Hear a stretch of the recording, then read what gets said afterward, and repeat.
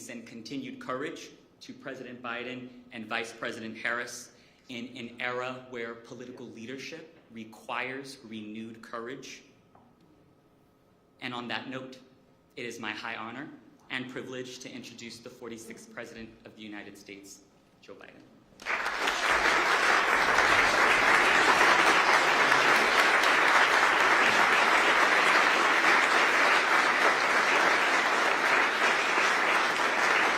Thank you. Please sit down. Mom, come on up here a minute. Come on.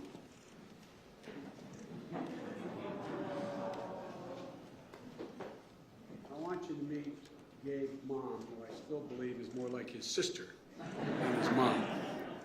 She is the inspiration. She is the reason why this young man has done such incredible things. And it's a simple lesson my mother always told me: listen to your mom. Thank you. Thank you. You deserve a great deal of praise. Thank you. Thank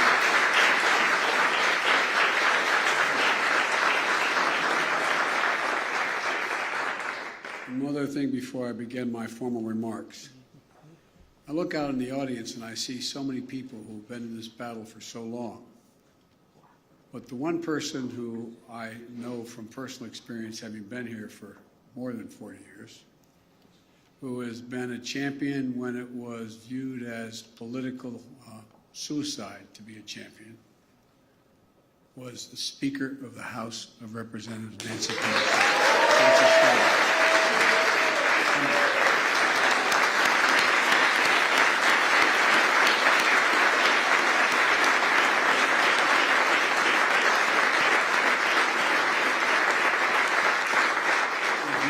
Behind her as well, but Nancy, not a joke.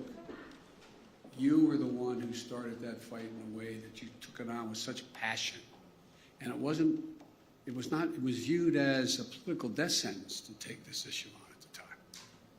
But you did it. You fundamentally changed the way we looked at this. You even got George Bush to lead on this too.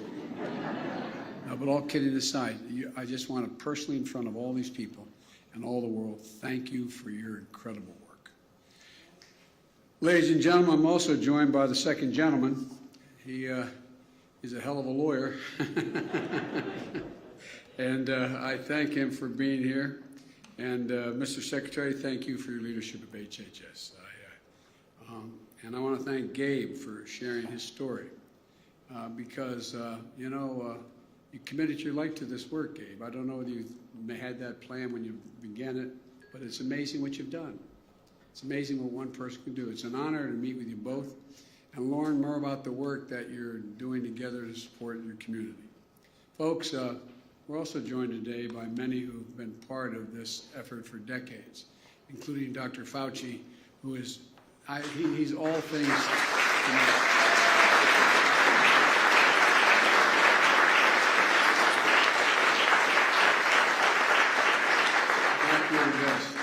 You never walk away from an issue or a problem. Thank you.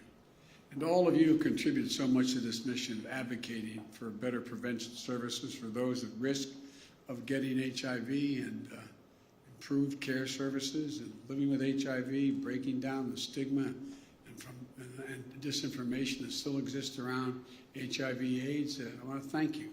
Thank you for your voices, for putting your hearts into your work.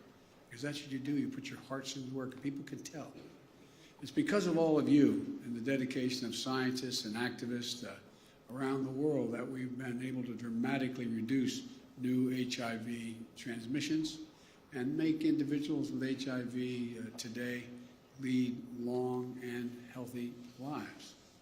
And it's because of the persistence and resilience of the HIV community that we've changed so much about the way we approach healthcare research and equitable access to services, even relationship between patients and healthcare providers. And it's because of you, and it's not hyperbole to suggest it, that we are within a striking distance of eliminating HIV transmission, within striking distance.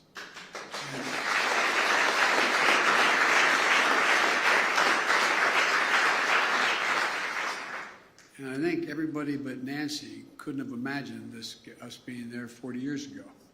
But the fact is that when CDC reported the first case of what we now know as AIDS, it's something that we couldn't fully imagine even 20 years ago, before the landmark investments that the United States made through PEPFAR and President's Emergency Plan for AIDS relief.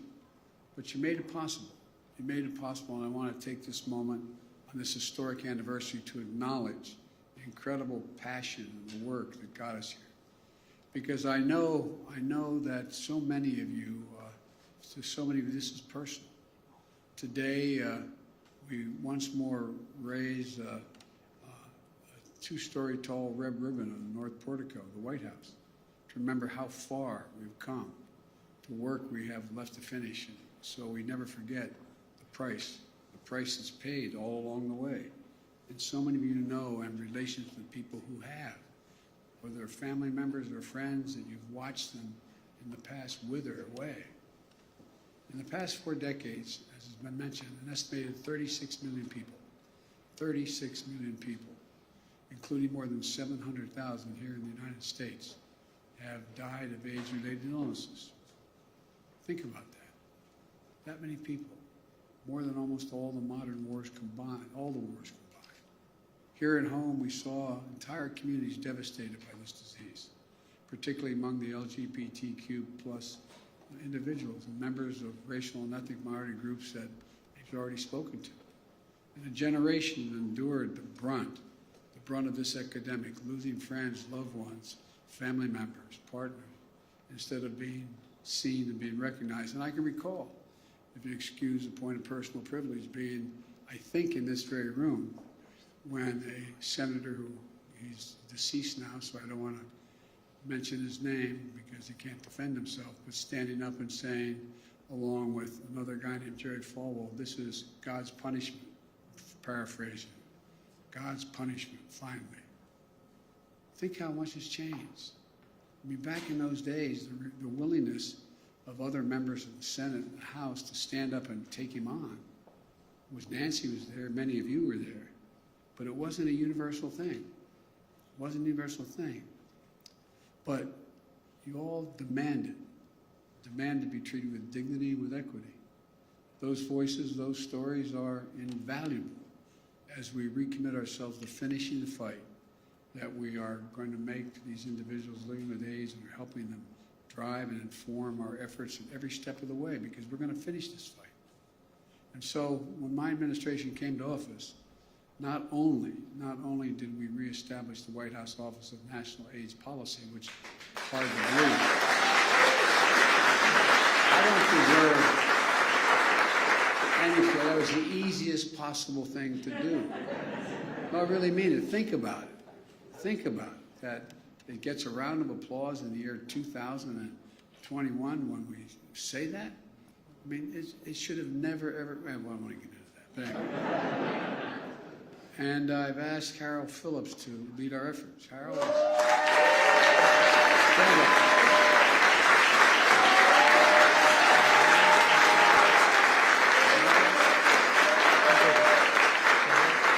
Harold, I think they know you. Harold is dedicated, he has decades of experience working with, to end AIDS, the HIV epidemic, and I want to thank him for his leadership and willingness to join the administration and releasing the National HIV/AIDS Strategy for 2022 to 2025. That's what he's doing. It's a roadmap for how we're going to put our foot on the gas and accelerate our efforts to end the HIV epidemic in the United States by the year 2030. That's the goal.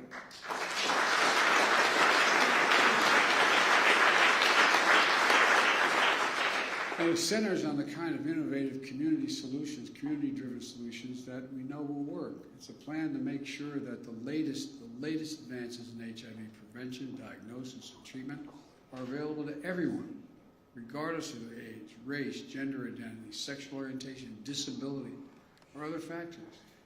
It shouldn't matter where you live in the country, or how much money you make, or how you respond, or how we have to respond across the board. The HIV epidemic everywhere, and support all people living with HIV.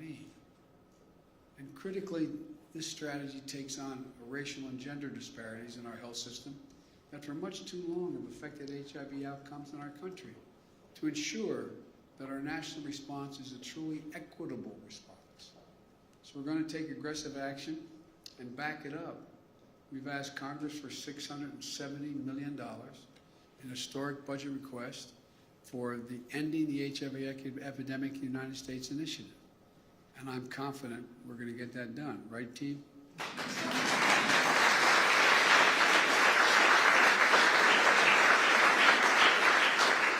We've got some great congressional champions for this work here today, starting with a woman, as I said, I've already mentioned, as she leader of the issue from the moment she set foot in Congress, starting with Nancy, but also Representative Barbara Lee. Barbara Lee.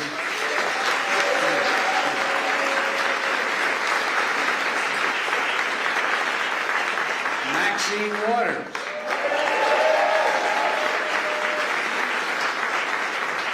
I learned a long time ago, Maxine says, I have an idea, just say yes. Just say yes. And Sean Patrick Maloney. Jennifer, David Cicilline. David. And Jennifer Gonzalez-Cullen.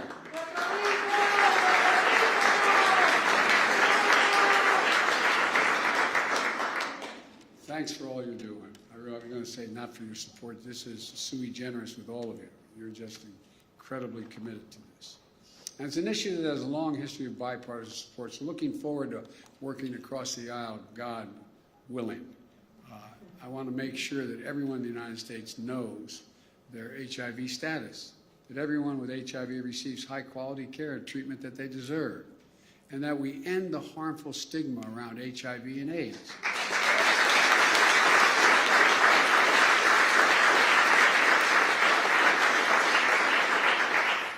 In particular, there's still a large number of states that have HIV criminalization laws that do not reflect an accurate understanding of HIV. For example, HIV cannot be transmitted through saliva. There are still laws in the books that criminalize spitting by people with HIV. I mean, this is 2021, United States of America. But we have to follow science, and that means eliminating laws that perpetuate discrimination, exacerbate disparities, discourage HIV testing, and take us further away from our goal. We can do this. And as we accelerate our efforts at home, we're not going to let up on the efforts to fight HIV/AIDS globally. Leading reauthorization of PEPFAR in 2008 was among the highlights of my time as chairman of the Foreign Relations Committee. And at the time, by the way, I was not one of the great leaders in this. I always supported the effort, but it was because I was chairman of the committee. And believe it or not, there was a Republican president, and I'm not being a wise guy when I say this, who pushed for PEPFAR as an undeniable proof of the good that American leadership and innovation can achieve in the world when we commit to it. We have a moral obligation to do that and continue. Since President Bush launched PEPFAR in 2003, we've saved more than 21 million lives. We've prevented millions of HIV infections, and we've helped at least 20 countries bring their HIV epidemics under control or reach their UN AIDS 90-90-90 treatment targets. That means 90% of the people living with HIV in a country will know their HIV status. 90% of HIV-positive individuals are able to access treatment, and 90% of those receiving treatment for HIVs will have suppressed viral loads. That's within our power. We're doing that. And though through PEPFAR, the United States will support nearly 19 million men, women, and children with life-saving HIV treatment. It's an incredible, incredible achievement. Those are not the only lives saved. They're communities that are strengthened by the talents and contributions of HIV-positive individuals who are here today leading productive lives and leading the community because of what you've all done.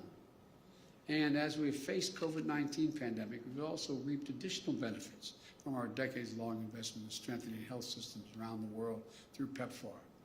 Working through the CDC and USAID, PEPFAR supports more than 70,000 case care facilities, 3,000 laboratories, and nearly 300,000 healthcare workers across 55 countries, all of which have been vital in supporting the global fight against COVID-19. By strengthening countries' ability to fight AIDS, we've also improved our collective ability to fight other diseases. And I want to thank and recognize a guy that I can't believe all he's done, Dr. John Kingasong, I apologize. Doc Kingasong, stand up.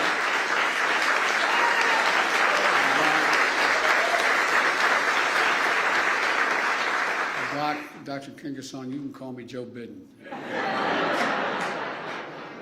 But you're helping lead the important work of Omicron variant in this current role as Director of African CDC, and who is my nominee for Ambassador at Large to oversee PEPFAR and our global efforts to combat HIV. I understand you're joined by Peter Sands. Peter, stand up, will you? Executive Director of the Global Fund. This year marks 20 years of the Global Fund, and the United States is proud to be both a founding member of the fund and the largest contributor, and the United States is looking forward to hosting the Global Fund's 7th Replenishment Conference next year here. And so, thank you. We still have a difficult road ahead of us. We can't kid ourselves, particularly addressing the disparities we see both domestically and globally, including the impact of high transmission rates among adolescent girls and young women. And today, as we look back in the past 40 years, where there's been so much pain and suffering, it's a testament to all the hard work represented in this room and around the world, that we're gathered today with hope in our hearts and for the future that's within our grasp. We can do this. We can do this. We can eliminate HIV transmission. We can get the epidemic under control here in the United States and in countries around the world. We have the scientific understanding, we have the treatments, and we have the tools we need. We're going to engage with people with lived experience with HIV and ensure that our efforts are appropriate and effective and centered around the needs of the HIV community, not us, centered around the needs of the community. And folks, together, we're going to save lives. I can imagine no higher calling to which we could be dedicated than our commitment to save lives. And this is the one area where we can get a lot more done quickly. So I want to thank you all again. I'm honored to be with you today. And this is one heck of a group of people who have hearts that are as big as their heads. And thank God, have in those beautiful skulls so much knowledge and capacity. So thank you.